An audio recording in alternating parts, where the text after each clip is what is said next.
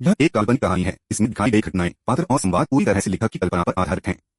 इसका कोई संबंध किसी वास्तविक व्यक्ति या घटना से नहीं है। तुम जानते हो कि तुम किससे बात कर रहे हो? धनवीर ने गुस्से में कहा। छोटे भाई आरव, यह आकाश शिखर के बड़े भाई अर्जुनेश हैं और इस बार ये ही हमारे समूह का नेतृत्व कर रहे हैं, विक्रमेश ने जल्दी से एक तरफ से समझाया। वह आरव के स्वभाव के बारे में जानता था और उसे गहरा डर था कि आरव अर्जुनेश के साथ संघर्ष में उलझ जाएगा। आरव मुस्कुराया और कहा, अभी इस बड़े भाई अर्जुनेश ने कहा था कि वह पुष्प महल को एक स्पष्टीकरण देंगे। मैं सच में जानना चाहता हूं कि बड़े भाई अर्जुनेश पुष्प महल को किस तरह का स्पष्टीकरण देने का इरादा रखते हैं। क्या वह चाहते हैं कि मैं अपने जीवन से इसकी कीमत चुकाऊं? तुमने पुष्प महल के एक शिष्य को क्यों मारा? अर्जुनेश ने एक बार फिर पूछा। उन्होंने ही पहले हमला किया था, आरव ने कहा। वह देखना चाहता था कि तलवार संप्रदाय का यह आंतरिक प्रांगण का शिष्य इस मामले से कैसे निपटेगा। अर्जुनेश ने त्योरियां चढ़ाई और फिर वह हिमरानी की ओर देखने के लिए मुड़े। हालांकि बाद वाले ने उन्हें जवाब नहीं दिया और बस बगल में खड़े रक्तभुज को देखा। जब उसने यह देखा तो अर्जुनेश ने एक गहरी सांस ली और फिर वह आरव की ओर मुड़ा और कहा, कोई बात नहीं, तुमने पुष्प महल के एक शिष्य पर हमला करके और उसे मारकर गलती की। क्या कहते हो? मैं तुम्हें नहीं मारूंगा, लेकिन मुझे तुम्हारी साधना को खत्म करना होगा। क्या तुम्हें कोई आपत्ति है? वह अपने ही संप्रदाय के एक शिष्य के खिलाफ कदम नहीं उठाना चाहता था, लेकिन वह हिमरानी को रक्तभुज के साथ मिलकर काम करते हुए देखने के लिए भी और ज्यादा अनिच्छुक था, क्योंकि अगर ऐसा होता तो आज उन सभी का यहां अंत हो सकता था। जब उसने अर्जुनेश को सुना तो विक्रमेश की अभिव्यक्ति बदल गई। आरव वह व्यक्ति था जिसने तलवार सेवक स्तंभ का 22वां स्तर पार किया था। इस तरह की प्राकृतिक प्रतिभा और क्षमता वाला शिष्य बिल्कुल भी वह नहीं था जिसे उसके सामने खड़े यह बड़े भाई आज्ञा दे सकें। विक्रमेश अभी बोलने ही वाला था कि आरव उससे पहले ही बोल पड़ा और पूछा, तो तुम्हारे अनुसार केवल वही मुझे मार सकते हैं, लेकिन मैं उन्हें नहीं मार सकता हूँ? इस बीच हिमरानी ने ठंडेपन से घुरा और उपहास के साथ बोली, अर्जुनेश, मैंने कभी उम्मीद नहीं की थी कि तुम अपने तलवार संप्रदाय के एक बाहरी प्रांगण के शिष्य को भी नियंत्रित नहीं कर सकते। मैंने अतीत में सच में तुम्हें बहुत अधिक सोचा था। यशवंत बगल से हल्के से हंसा और कहा, भाई अर्जुनेश, तुम सच में बहुत ज्यादा दयालु हो। यहाँ तक कि एक छोटा सा बाहरी प्रांगण का शिष्य भी तुम्हें चुनौती देने और तुम्हारा खंडन करने की हिम्मत करता है। तुम एक बड़े भाई के रूप में सच में एक असफलता हो। हिमरानी, अर्जुनेश स्पष्ट रूप से तुम्हें एक स्पष्टीकरण देने में असमर्थ है। जब ऐसा है तो हम दोनों क्यों न मिलकर यहाँ के तलवार संप्रदाय के शिष्यों से निपटें? तुम क्या सोचती हो? रक्तभुज, जो लगातार यह सब देख रहा था, अचानक बोला। उनकी हंसी से अर्जुनेश की अभिव्यक्ति चरम तक भद्दी थी और उसने तुरंत ठंडी आवाज में कहा, आरव, कोई बात नहीं, तुमने पुष्प महल के एक शिष्य को मारकर गलती की। हमारे तलवार संप्रदाय को पुष्प महल के साथ दुश्मन बनने से रोकने के लिए मुझे तुम्हारी साधना खत्म करनी होगी और तुम्हें पुष्प महल को सौंपना होगा। जहां तक संप्रदाय का सवाल है, मैं व्यक्तिगत रूप से संप्रदाय को एक स्पष्टीकरण दूंगा। जैसे ही वह बोला, अर्जुनेश ने आरव के खिलाफ कदम उठाने का इरादा किया। हाँ, आरव अचानक जोर से हंसने लगा। वह थोड़ी देर तक हंसा और फिर कहा, तो यह तलवार संप्रदाय का एक आंतरिक प्रांगण का शिष्य है। यह पता चला कि तलवार संप्रदाय के आंतरिक प्रांगण के शिष्य इतने तुच्छ हैं। कोई आश्चर्य नहीं कि तलवार संप्रदाय 6 महान शक्तियों में सबसे निचले स्थान पर है। कितना हास्यास्पद।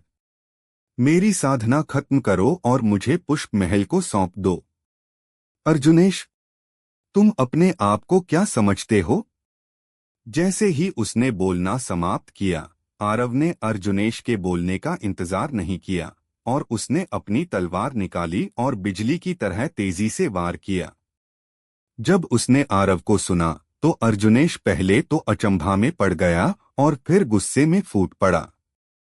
जैसे ही वह कदम उठाने वाला था, उसे कभी उम्मीद नहीं थी कि यह मृत्युलोक का गूढ़ व्यक्ति जो उसके सामने खड़ा था, उससे पहले हमला करेगा। इसके अलावा उसे कभी उम्मीद नहीं थी कि आरव की तलवार की गति वास्तव में इतनी तेज होगी। सौभाग्य से यह इतनी तेज नहीं थी कि उसके पास विरोध करने की क्षमता नहीं थी। उसके पास इसके बारे में सोचने का समय नहीं था। अर्जुनेश का शरीर पीछे की ओर गया और उसने आरव की तलवार के वार से बचा जो बिजली की तरह आया था। हालांकि जैसे ही उसके पैर जमीन पर लगे, अचानक उसके पीछे एक जोड़ी पूरी तरह से पीले हाथ दिखाई दिए और उसकी पीठ की ओर बढ़े। यह पता चला कि जब आरव ने अपनी तलवार निकाली और अर्जुनेश पर वार किया तो रक्तभुज ने भी जल्दी से हमला कर दिया था। यह रक्तभुज है।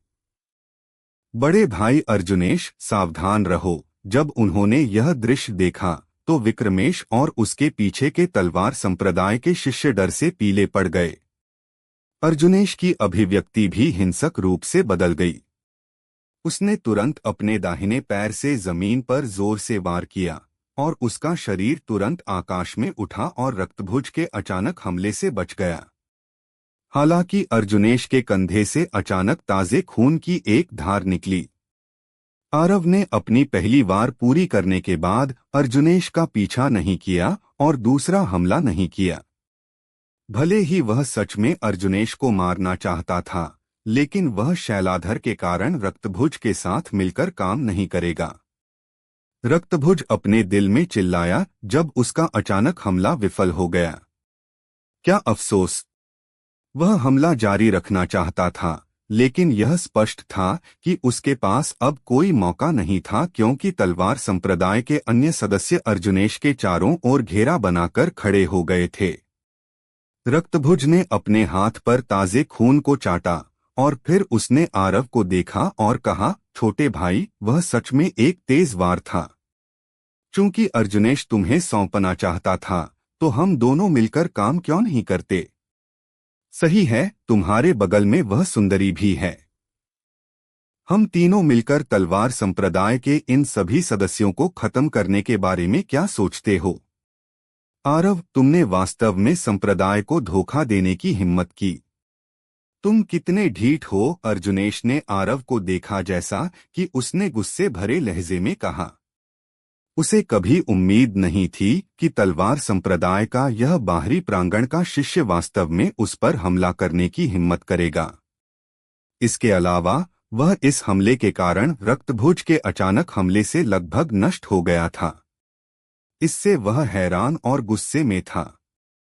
मैंने संप्रदाय को धोखा दिया, आरव हंसने लगा और उसने कहा, अर्जुनेश, मैं आरव तलवार संप्रदाय का शिष्य नहीं हूं, तो मुझे एक गद्दार कैसे माना जा सकता है?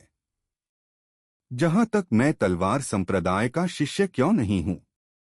हर रात की कहानी, हर दिन का धमाका, सिर्फ स्टोरी हंगामा पर। तो अभी सब्सक्राइब करें और बेल आइकन दबाएं, क्योंकि अगली कहानी आप मिस ना कर पाए। तुम्हें बस अपने आकाश शिखर के शस्त्राधिकार बुजुर्ग से पूछना होगा।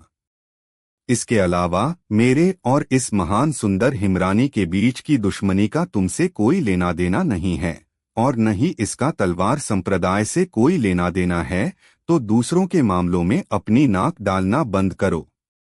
तुम तलवार संप्रदाय के शिष्य नहीं हो, अर्जुनेश ने आश्चर्य के साथ कहा और विक्रमेश और अन्य जो उसके पीछे खड़े थे वे भी अचंभा में पड़ गए।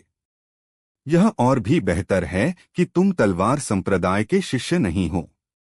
छोटे भाई, हम दोनों क्यों न मिलकर काम करें और तलवार संप्रदाय के इन सदस्यों को खत्म कर दें? रक्तभुज ने एक बार फिर आमंत्रित किया। चूंकि तुम तलवार संप्रदाय के शिष्य नहीं हो, तो तुम वास्तव में कौन हो? किसने तुम्हें मेरे पुष्प महल के एक शिष्य को मारने की हिम्मत दी? हिमरानी ने आरव को देखा जबकि उसने धीमी आवाज में पूछा। आरव ने रक्तभुज और हिमरानी को जवाब नहीं दिया। वह मुड़ा और नयनतारा से कहा, चलो चलें। वर्तमान परिस्थितियों में वह हिमरानी को मारने में पूरी तरह असमर्थ था, तो यहाँ और देर तक रहना केवल समय की बर्बादी होगी।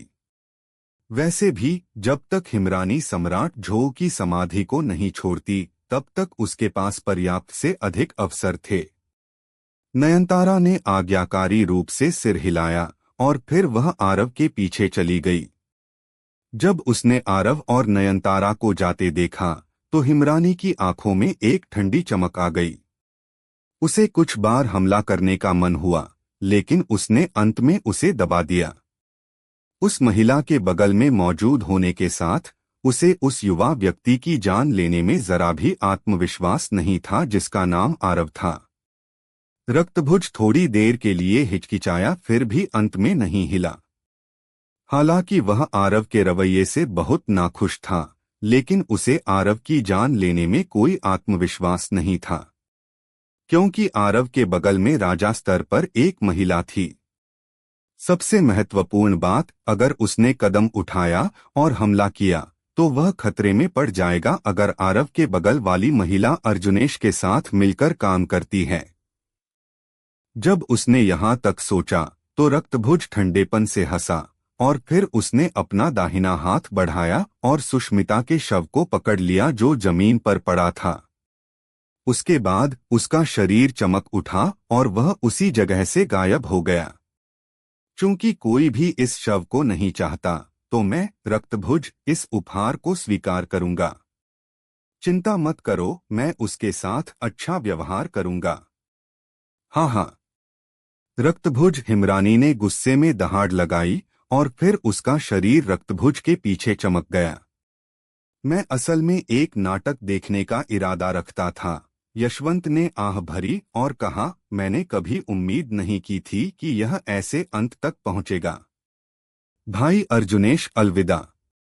जैसे ही उसने बोलना समाप्त किया वह यहाँ और देर तक नहीं रुका और वह अन्य सभी आदित्य विद्यालय के सदस्यों को साथ लेकर एक और रास्ते की ओर चला गया। जब वे चले गए तो अर्जुनेश ने धीमी आवाज में पूछा, विक्रमेश, क्या वह आरव मेरे तलवार संप्रदाय का शिष्य है या नहीं? बड़े भाई विक्रमेश ने कहा, बेशक वह है। वह मूल रूप से मेरे तलवार संप्रदाय का एक बाहरी प्रांगण का शिष्य था, लेकिन बुजुर्ग कियान ने उसे एक श्रम शिष्य बना दिया था क्योंकि वह उस समय गूढ़ ऊर्जा को अवशोषित करने में असमर्थ था। हालांकि वह 1 साल बाद ठीक हो गया। इसके अलावा न केवल वह ठीक हो गया, उसने तलवार सेवक स्तंभ के 22वें स्तर तक भी चढ़ाई की और मोहिनी के रिकॉर्ड को तोड़ा। 22वां स्तर। अर्जुनेश चौंक गया। विक्रमेश ने सिर हिलाया और कहा, यह सब नहीं है। उसने उस समय पहले दिव्य स्तर के दूसरे स्थान पर रहे वरुण वर्मा को भी तुरंत खत्म कर दिया था।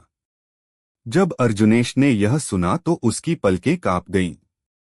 यह एक सच्चा राक्षसी प्रतिभाशाली है और ऐसे राक्षस के लिए मुझे पार करना केवल समय की बात है। लेकिन मुझे समझ नहीं आता कि उसने क्यों कहा कि वह मेरे तलवार संप्रदाय का शिष्य नहीं है। विक्रमेश उलझन में था। थोड़ी देर बाद अर्जुनेश ने सिर हिलाया और कहा, चलो उस पर कोई ध्यान न दें। मैं संप्रदाय लौटने के बाद इस मामले के बारे में बड़ों से पूछूंगा। यह ठीक है अगर वह आरव सच में मेरे तलवार संप्रदाय का शिष्य नहीं है, लेकिन अगर वह है तो संप्रदाय निश्चित रूप से उसे एक साथी शिष्य पर हमला करने, पुष्प महल के एक शिष्य को मारने और यह कहने के लिए कि वह तलवार संप्रदाय का शिष्य नहीं है, दंडित करेगा। जैसे ही उसने बोलना समाप्त किया, अर्जुनेश की आवाज में ठंडक के निशान थे। विक्रमेश के होंठ हिले। उसने यह कहने का इरादा किया था कि यह पुष्प महल था जिसने पहले हमला किया था, लेकिन जब उसने अर्जुनेश की गुस्से वाली अभिव्यक्ति देखी तो वह जानता था कि उसका यह बड़ा भाई आरव से नफरत करता था। तो उसने तुरंत वह निगल लिया जो वह कहना चाहता था। दोस्तों, स्टोरी को लाइक, शेयर व सब्सक्राइब कर दिया करो जिससे मुझे मोटिवेशन मिलता है। नयनतारा को घूरते हुए आरव ने पूछा, क्या मेरे चेहरे पर कुछ लगा है? जब से वे गए थे, नयनतारा लगातार उसे घूर रही थी, जिससे वह थोड़ा हैरान था। नयनतारा ने पलकें झपकाईं और गंभीरता से बोली, छोटे भाई, सच में अब बड़ी बहन को तुमसे प्यार हो गया है। इससे पहले आरव के कठोर और निर्दयी कामों ने उसकी उम्मीदों को पार कर दिया था। उसने बिना किसी हिचकिचाहट के आसानी से मार डाला और उसे ऐसे व्यक्ति के साथ मिलकर काम करना पसंद आया। क्या तुम्हारा प्यार इतना सस्ता है? आरव उसके बकवास पर कैसे विश्वास कर सकता था? नयनतारा मुस्कुराई और उसने उस विषय को आगे नहीं बढ़ाया। वह बोली, छोटे भाई, अभी अभी उनके प्रति तुम्हारे रवैये के आधार पर, भले ही तुम तलवार संप्रदाय के शिष्य न हो, तुम्हारा उससे कोई न कोई संबंध तो जरूर होना चाहिए। तो तुमने उस तलवार संप्रदाय के शिष्य पर बिना कोई रोकटोक के हमला क्यों किया? बेशक बड़ी बहन सिर्फ उत्सुक है। आरव कुछ देर तक चुप रहा और फिर बोला, मैं तलवार संप्रदाय का शिष्य था? क्या इसका मतलब है कि तुम अब नहीं हो? क्यों? नयनतारा की आंखों में हैरानी थी। क्योंकि मुझे तलवार संप्रदाय से निकाल दिया गया था। दरअसल यह बिल्कुल सही नहीं है। सही सी कहूँ तो मुझे तलवार संप्रदाय द्वारा स्वीकार नहीं किया गया है। समझे? आरव ने लापरवाही से कहा। यह कैसे संभव है? नयनतारा ने अपनी आंखें चौड़ी करके अविश्वास से कहा। तुमने तलवार इंटेंट को समझा है और तुम्हारी ताकत भी बहुत जबरदस्त है। तलवार संप्रदाय को तुम्हें अपनाने और तुम्हारी अच्छी देखभाल करने में बहुत व्यस्त होना चाहिए। उसने तुम्हें कैसे बाहर निकाल दिया?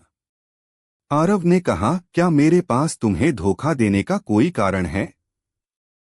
नयनतारा ने सिर हिलाया और कहा, यह ऐसा नहीं है कि बड़ी बहन तुम पर विश्वास नहीं करती। बड़ी बहन बस समझ नहीं पाती। आरव ने उदासीन लहजे में कहा, क्योंकि मैंने पुष्प महल को नाराज कर दिया था। पुष्प महल ने जो दबाव डाला, उससे तलवार संप्रदाय मजबूर हो गया और उसने मुझे पुष्प महल को सौंपने का फैसला किया, जैसे कि पहले हुआ था। समझे? उसे तलवार संप्रदाय की बिल्कुल भी याद नहीं थी और वह वहां सिर्फ बुजुर्ग कियान और शैलाधर की परवाह करता था। कोई आश्चर्य नहीं कि तुमने पुष्प महल के सदस्यों के साथ इस तरह व्यवहार किया और कोई आश्चर्य नहीं कि तुमने तलवार संप्रदाय के उस धनवीर पर हमला करते समय कोई रोकटोक नहीं की। नयनतारा ने धीमी आवाज में कहा। अब वह समझ गई थी कि आरव ने हमला करते ही जानलेवा वार क्यों किया। यह पता चला कि उसके और पुष्प महल और तलवार संप्रदाय दोनों के बीच दुश्मनी थी। साथ ही वह समझ गई कि आरव ने उसके पिछले निमंत्रणों को बिना किसी हिचकिचाहट के क्यों अस्वीकार कर दिया था। कृपया, उन्होंने ही मुझे पहले नाराज किया था, ठीक है। तुम ऐसा कह रही हो जैसे मैंने जानबूझकर उन्हें निशाना बनाया हो। आरव थोड़ा नाखुश था। नयनतारा रुक गई और गंभीरता से बोली, छोटे भाई, बड़ी बहन को सच बताओ। क्या तुम पुष्प महल से निपटने के लिए वह शक्ति स्थापित कर रहे हो? हाँ, आरव ने इसे नहीं छिपाया। यह सुनकर नयनतारा ने गहरी सांस ली और उसके चेहरे पर थोड़ी कड़वाहट आ गई। उसने कहा, छोटे भाई, क्या तुम जानते हो कि पुष्प महल कितना भयानक है? वह एक ऐसी महाशक्ति है जिसके पास सम्राट स्तर के विशेषज्ञ हैं। इसके अलावा इसमें अनगिनत आत्मोन्नत स्तर और आत्मिक स्तर के विशेषज्ञ भी हैं। फिर भी तुमने बड़ी बहन से ऐसी महाशक्ति के खिलाफ जाने के लिए एक शक्ति स्थापित करने को कहा। तुम सच में बड़ी बहन के बारे में बहुत अच्छा सोचते हो। क्या तुम डर रही हो? आरव ने शांत आवाज में पूछा। क्या मुझे डरना नहीं चाहिए? नयनतारा ने आंखें घुमाईं और कहा, छोटे भाई, बड़ी बहन को यह नहीं पता कि तुम्हारे और पुष्प महल के बीच क्या दुश्मनी है, लेकिन बड़ी बहन तुम्हें बताना चाहती है कि तुम्हारे पास तलवार इंटेंट होने पर भी पूरे तलवार संप्रदाय के लिए भी पुष्प महल से निपटना संभव नहीं होगा। आरव ने गंभीरता से पूछा, तुम्हारे उस भतीजे की सेना तुम्हारी अपनी सेना से कई गुना ज्यादा मजबूत है, लेकिन क्या तुम इस वजह से अपनी मां को बचाने की कोशिश छोड़ दोगी? बेशक मैं नहीं छोड़ूंगी। लेकिन आरव ने नयनतारा को बीच में रोकते हुए कहा, कोई लेकिन नहीं है। दुनिया में बहुत सी चीजें हैं जहां अगर हम कोशिश नहीं करते तो हमें कोई मौका नहीं मिलता, लेकिन अगर हम कोशिश करते हैं तो हमें थोड़ी संभावना होती है। ठीक तुम्हारे दादा की तरह, अगर उन्होंने पूरी दुनिया में अभियान शुरू नहीं किया होता तो क्या वह पूरे दक्षिणी क्षेत्र को एकजुट कर पाते और तुम्हारा महाचिन साम्राज्य स्थापित कर पाते? क्या बड़ी बहन तुमसे पूछ सकती है कि तुम पुष्प महल के खिलाफ क्यों जाना चाहते हो? नयनतारा ने धीमी आवाज में पूछा। आरव अभी बोलने ही वाला था कि बैंगनी मिंक जो रास्ता दिखा रहा था अचानक रुक गया। उसने चारों तरफ देखा और अंत में जमीन की तरफ देखा। उसके बाद वह चमककर जमीन पर उतर गया और फिर उसने आरव की ओर देखते हुए जमीन की तरफ इशारा किया। ऐसा लग रहा था जैसे वह कह रहा हो कि वह जो खोज रहा था वह यहाँ नीचे है। आरव ने अपने दाहिने पैर से जमीन पर मारा, लेकिन जमीन सख्त थी और गुप्त रास्ते जैसी नहीं थी। वह तुरंत चौंक गया और पूछा, छोटे साथी, क्या तुम सच में निश्चित हो कि जो चीज तुम्हें बुला रही है वह यहाँ नीचे है? बैंगनी मिंक ने सिर हिलाया। लेकिन यहाँ कुछ भी नहीं है, आरव ने कहा। बैंगनी मिंक ने पलकें झपकाईं और फिर अपने छोटे पंजों से जमीन की ओर इशारा किया। आरव ने सिर हिलाया। उसने अपनी तलवार निकाली और उसे जमीन पर मारा, जिससे चिंगारियां चारों तरफ उड़ गईं। आरव चकित हो गया क्योंकि उसकी तलवार का वार भी जमीन पर निशान नहीं छोड़ पाया था। भले ही उसने अपनी ताकत का सिर्फ 30% इस्तेमाल किया था, यहाँ तक कि काले लोहे पर भी उसकी तलवार से निशान छूट जाता। क्या यह हो सकता है कि यहाँ की जमीन काले लोहे से भी ज्यादा सख्त हो? जिस क्षण आरव एक और कोशिश करने वाला था, जमीन अचानक मुड़ने लगी। आरव और नयनतारा चौंक गए और वे बस पीछे हटने ही वाले थे, लेकिन बहुत देर हो चुकी थी। उनके चारों ओर की दुनिया घूम रही थी जबकि उनकी चेतना धुंधली हो गई थी। कुछ अज्ञात समय बाद आरव ने अपनी आंखें खोलीं और फिर उसने जल्दी से बगल की तरफ देखा। सौभाग्य से बैंगनी मिंक और नयनतारा दोनों अभी भी यहीं थे। यह कहाँ है? आरव ने चारों तरफ देखते हुए पूछा। इस समय वे एक गुप्त कक्ष में थे। कक्ष बहुत शानदार था और उसकी दीवारें तरह तरह के अजीब और चमकते रत्नों से सजी हुई थीं।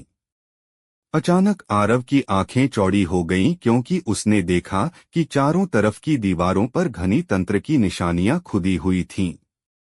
कुछ ही समय में आरव की नजरें दीवार से हटकर कक्ष के केंद्र में गईं।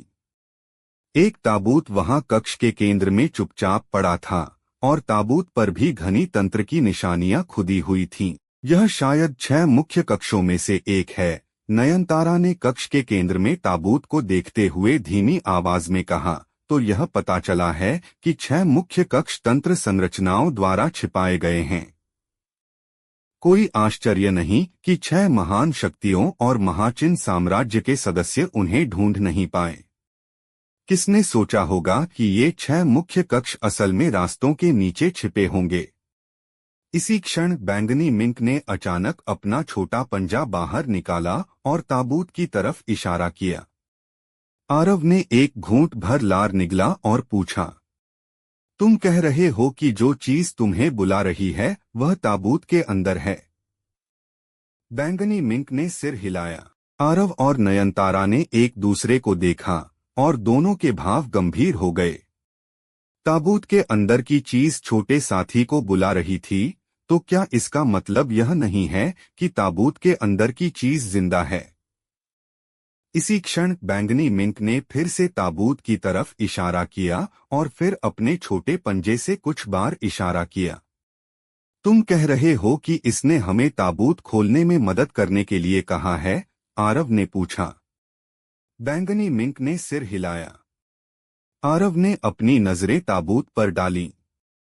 तभी उसे एहसास हुआ कि ताबूत के ढक्कन और ताबूत के शरीर के जुड़ने वाले स्थान पर अनगिनत अजीब तंत्र की निशानियां धीरे धीरे बह रही थीं। जाहिर है, इन तंत्र की निशानियों का उपयोग ताबूत के अंदर रहस्यमय जीवित प्राणियों को दबाने के लिए किया गया था। जहां तक यह एक रहस्यमय जीवित प्राणी क्यों था, इसका कारण यह था कि आरव यह निर्धारित नहीं कर पा रहा था कि यह इंसान था या डार्क बिस्ट। वर्तमान में आरव एक समस्या का सामना कर रहा था। खोले या न खोलें? अगर उसने खोला और ताबूत के अंदर के साथी का इरादा बुरा था, तो उन तीनों ने सच में मौत को गले लगा लिया होता। लेकिन अगर उसने नहीं खोला, तो वह थोड़ा असंतुष्ट होता। आखिरकार वह यहाँ तक आ ही गया था। खोल दो। इसी बीच नयनतारा ने धीमी आवाज में कहा, इसके अंदर जो भी हो, क्योंकि यह हमें यहाँ लाने में सक्षम था, तो उसके पास हमसे निपटने का एक तरीका होना चाहिए। लेकिन क्योंकि इसने हम पर कुछ नहीं किया और यह इस रहस्यमय छोटे साथी के साथ संवाद करने में सक्षम है, जिससे छोटे साथी को इसके प्रति कोई घृणा महसूस नहीं होती, तो यह दर्शाता है कि ताबूत के अंदर की चीज का हमारे प्रति कोई बुरा इरादा नहीं है। छोटे साथी, क्या इसका सच में हमारे प्रति कोई बुरा इरादा नहीं है? आरव ने बैंगनी मिंक से पूछा। बैंगनी मिंक ने पलकें झपकाईं, लेकिन न तो सिर हिलाया और न ही सिर हिलाकर मना किया। जाहिर है, इस सवाल ने उसे परेशान कर दिया था। छोटे साथी का खोया हुआ भाव देखकर आरव खुद को हंसने से नहीं रोक पाया और फिर उसने चिंता करना और हिचकिचाना छोड़ दिया और ताबूत की ओर चला गया। भले ही ताबूत के अंदर की चीज का उनके प्रति बुरा इरादा रखती थी, जब तक कि ताबूत के अंदर कोई आत्मस्तर का विशेषज्ञ नहीं था, तो उसके पास उससे निपटने का एक तरीका था।